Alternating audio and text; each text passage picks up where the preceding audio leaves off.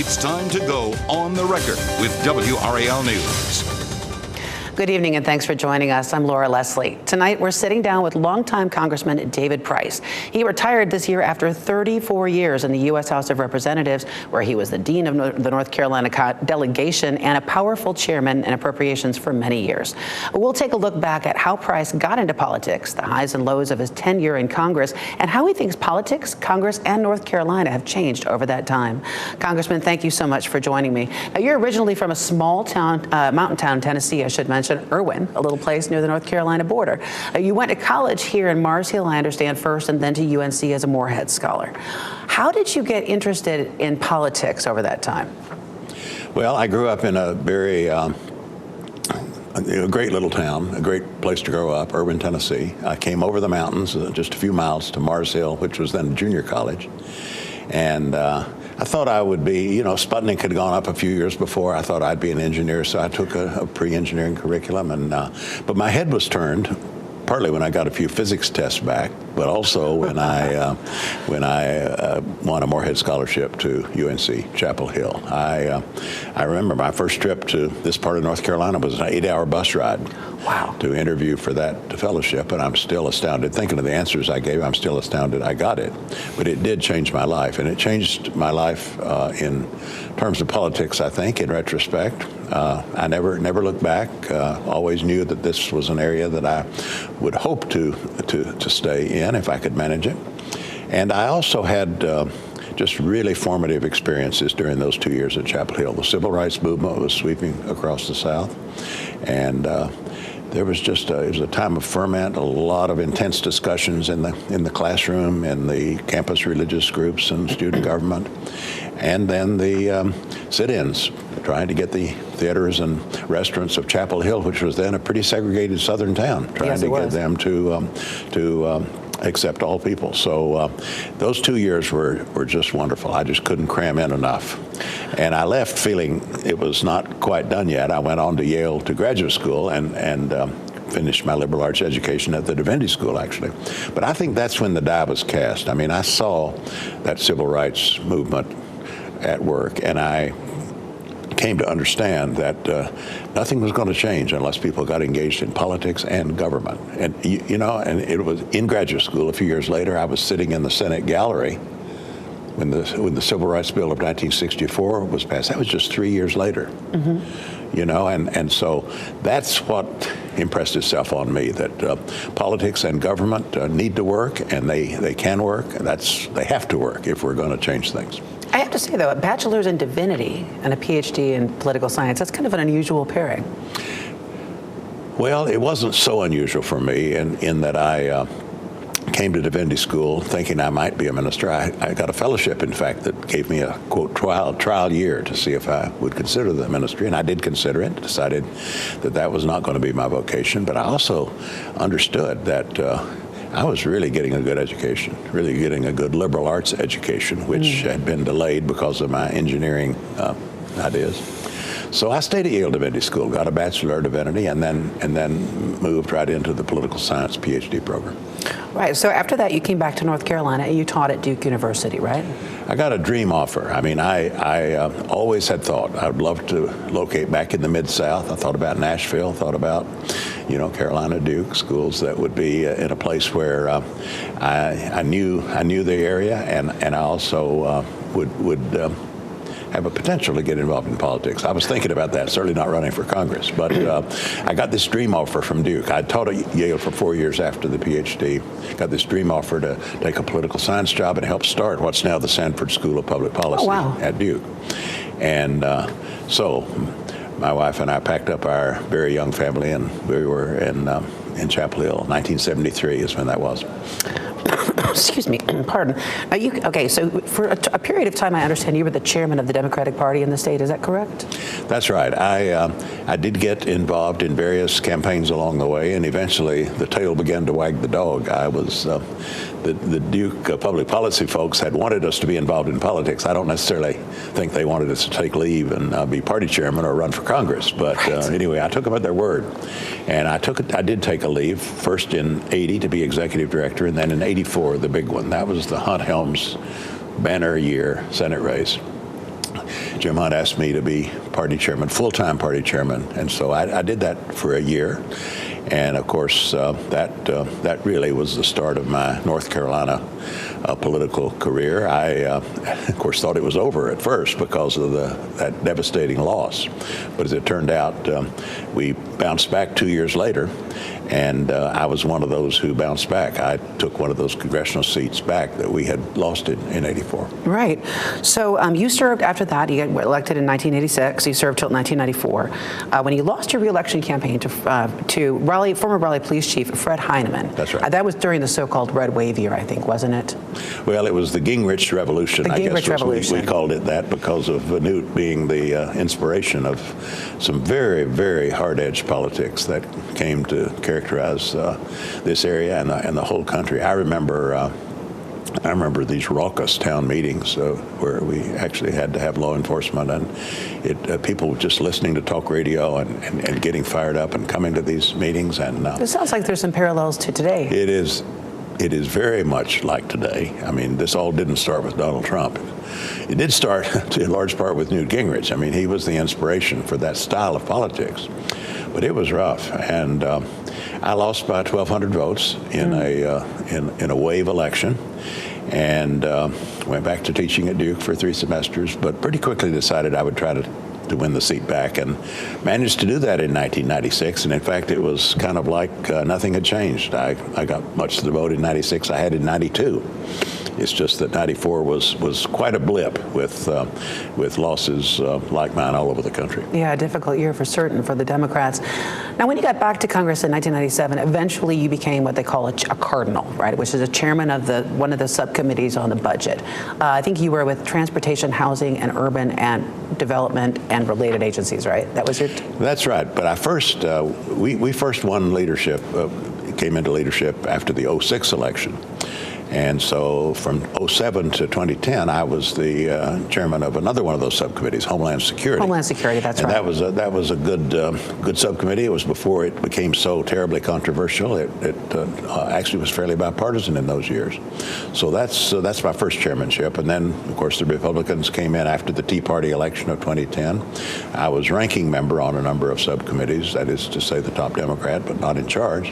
But then when we won the House back in 2018, then the committee I had wanted all along, Transportation and Housing, those were my areas almost since I first came to the Congress. But finally, I was chairman, and I did that for 4 years. Why that particular area? Well, it's first of all critical to this area, to the area I represent. And Transportation and housing are two things that we definitely struggle with. Yes, and our municipal elections, they're all about affordable housing, and we have a big challenge, with having people able to live in the communities they work in and have decent commutes to work, and it's just a lot of pressures on housing, and that's been true one way or another for the entire period of my service. And the same is true of transportation. We're behind the curve in the Triangle on transit, on diverse transportation. So we've made more progress in some areas than others. I'm very, very proud of the progress we've made on intercity rail. This Raleigh to Charlotte train service is just wonderful. Nobody needs to drive to Charlotte anymore. So we've demonstrated that it can work. But we need to have Raleigh to Richmond as a straight corridor on to Washington. That's the key to having a southeast corridor that really works for passenger train travel. And I've been able to get the money generated, and we've had successful applications to get that going. Less so in mass transit. We still have a way to go in the Triangle to get a plan together. But there's never been any question that transportation was central to the region. It's an interesting, challenging subject. So almost the entire time I've been there, those have been my focal points. So it's very satisfying in the end to be able to chair that committee and to be able to get some of these accounts that I think have been underfunded to get some investment underway. Absolutely. And when we come back, I'm going to ask you some questions about what that process looks like from the inside. But we're going to cut to a break right now. Please stay with us. We'll be right back with Congressman David Price.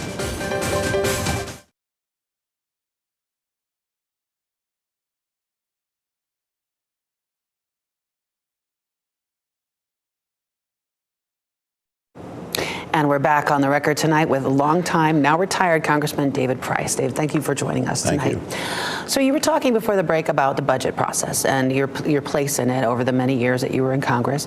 Can you talk a little bit about what that looks like on the inside? Because what we see from the outside is, we hear news reports of bickering and they can't come to an agreement and things get pushed till the 11th hour. But the vast majority of the budget is a lot more workaday stuff than that, isn't it? It is, and it still has a lot of cooperative elements in it, fortunately. Back in the old days, before I got there, people saw the budget, I think quite correctly, as mainly an institutional function, not a party function. The Congress has the power of the purse, and whoever the president is, they're going to hold that president accountable and going to scrutinize how every dime is spent. There's that ethos still about the Appropriations Committee.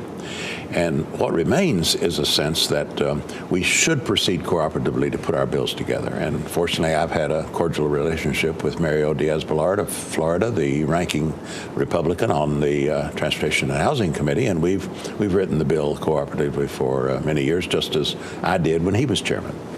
Trouble is the partisanship, the polarization then comes into play as you try to bring these bills to the floor. And in recent years, or actually a good many years, we have not had bipartisan budget agreements that let us know what the parameters were, and so we've had trouble passing these bills one by one, and we've been forced, often after the fiscal year has begun on October 1, we've been forced to kind of rush those bills into an omnibus bill, we call it, to stitch them together, and then to piece together a House-Senate agreement and pass them all in one clump, which is better than not passing them at all. And, given what we went through in December, I was afraid we would not have any success this time in passing a budget. So I'd rather pass it as part of an omnibus than not to pass it. On the other hand, the process is messy and it leaves a lot to be desired. Absolutely. So you were in Congress for two of the sort of the key events I think of in sort of U.S. history and political history. I remember when you were there on 9/11. Were you in D.C. on 9/11? I was. And then also on January 6th, you were there. Can you talk a little bit about what both of those experiences were like in Congress? Oh, goodness. 9/11 is a very vivid memory, although I didn't know what was going on at the time. I came over to the Longworth office building and was in a meeting, I think, a meeting on the budget. And somebody rushed in and said, there's been an explosion at the Pentagon. We hadn't even heard about the Twin Towers. There's been an explosion at the Pentagon. And we rushed outside, and there was smoke rising from the Pentagon. And then very quickly, of course, we learned about the Twin Towers. And we were told to stay outside and then eventually to go home or disperse. Yeah. And I was stupid enough to rush back into the building and get a few things. I just had no sense of how serious this was, and but that was quite a day. And I was sitting in my apartment near the Capitol for that whole day, just learning bit by bit of what was going on and how horrible this was. Kind of like everybody else. So it was not. I wasn't one of those up in the Capitol Dome or anything like that. But it was a memorable day. The insurrection was also, but here too, I was at first kind of unaware of the magnitude of it. I was not one of those over on the House floor while the electoral count was being certified. I was in my office in the Rayburn building. Our staff had pretty much gone for the day, so I was by myself, just hunkered down, kind of watching on C-SPAN. And all of a sudden it became clear on the screen that something was going on, that we were being quickly adjourned. Right. But there were a lot of people who knew more about this than I did, and they were texting me and calling me, including family members. People watching television outside knew more than I did there in my own office. But I was never in any kind of jeopardy. The rioters never came into our building. They concentrated their efforts on the Capitol. But I was, of course, horrified by what I saw, and very, very gratified that later that day we nonetheless managed to do our duty and go over and certify that election and get the job done. But it was not until days, even weeks later, with some of the footage that came out, that I think I and a lot of other people realized just how destructive this had been. Wow, it's really amazing. obviously you decided to retire last year, and this also was the year that you lost your wife of 54 years. That's right. Lisa, and I'm so sorry for that loss. Thank you. So did her death play a role in your decision to retire, or had you already decided that you were going to? I'd already decided. We had jointly decided that this was time. It's a strange business. In fact, David Crabtree, in an interview on this channel, did the announcement. That's how we did the announcement. The news that I would be retiring. That was a year ago, October. So more than a year in advance. Mm-hmm. And that was a little late. You know, you have to decide early so that other people can organize their campaigns and adjust to the fact that you'll be leaving. So anyway, it was an announcement that I made some 15 months in advance. Lisa's illness wasn't diagnosed until early April, and so that was a terrible blow, and adds a lot of personal loss to this period of change. But people have been very supportive and very kind, and I am very, very grateful for that.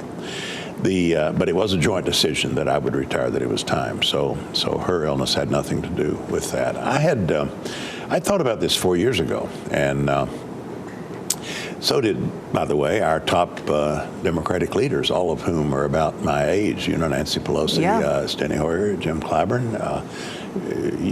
We all could have retired in terms of age and service 4 years ago, but I think a couple of things kept them going, and it kept me going too. And I've never thought it was a bad decision not to retire 4 years ago, for me or for them.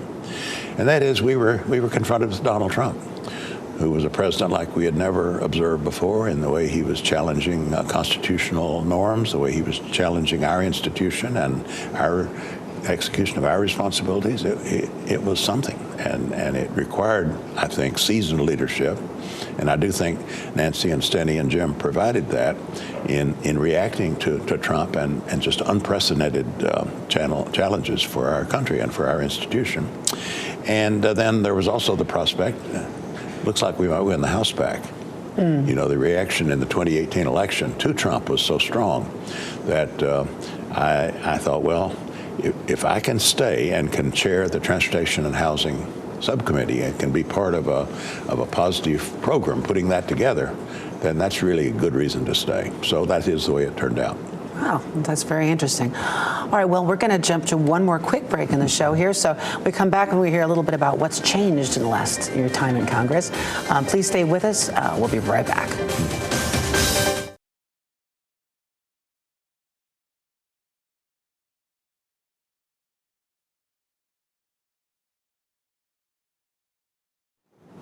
And we're back on the record with now retiring Congressman David Price. Thank you again for joining us tonight.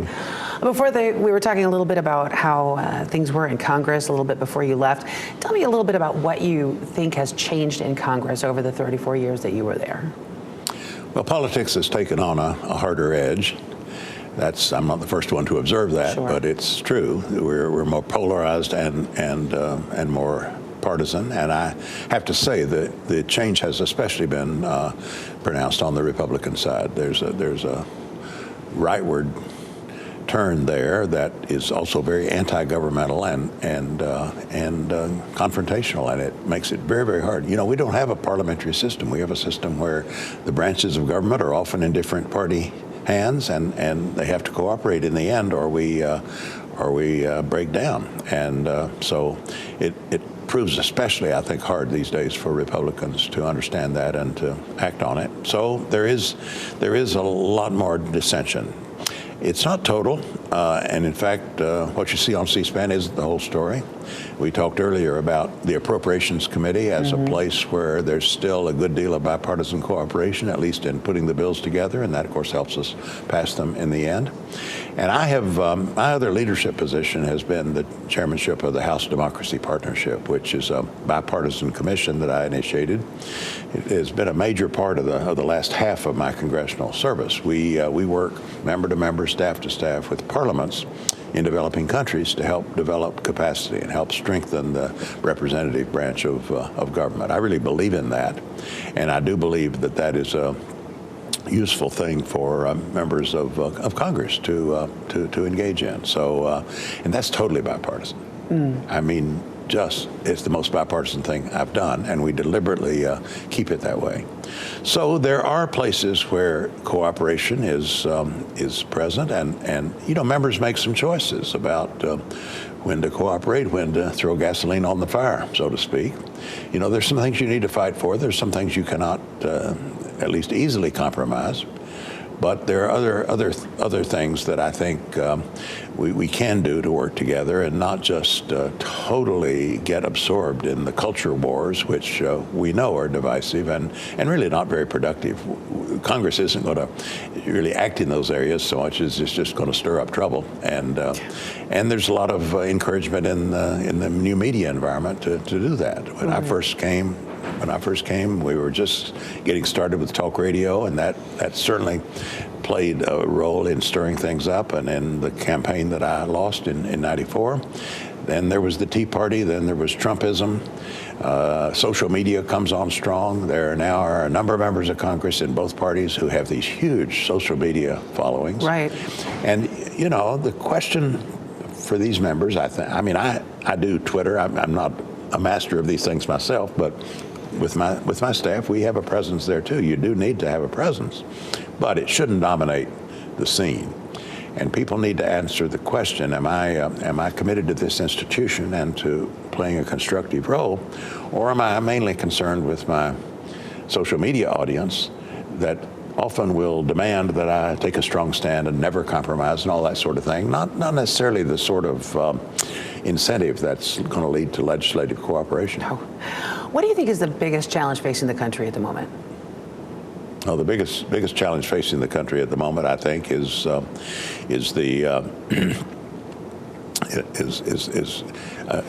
building an inclusive economy that brings everyone along together, and alongside that, preserving the norms, the values of democracy. I would say those are two major challenges confronting the Congress and the country. I don't downplay the insurrection and the attempts to deny the peaceful transfer of power in that presidential election. There still is a possibility that we could have people seriously pushing that and challenging legitimate democratic processes.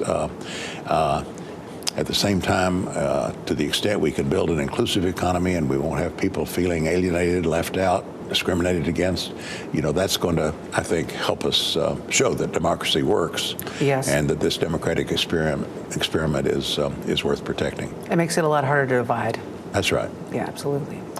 Well, Congressman Price, it's been a pleasure talking to you. You are headed back to the Sanford School, which I guess is sort of full circle for you. I'm sure we'll enjoy hearing what comes out of that for you. If you have something to say about tonight's discussion, you can follow us on Twitter at twitter.com/WRAL, or you can email us your comments, questions, or criticisms on the record at WRAL.com. Thanks so much for joining us tonight.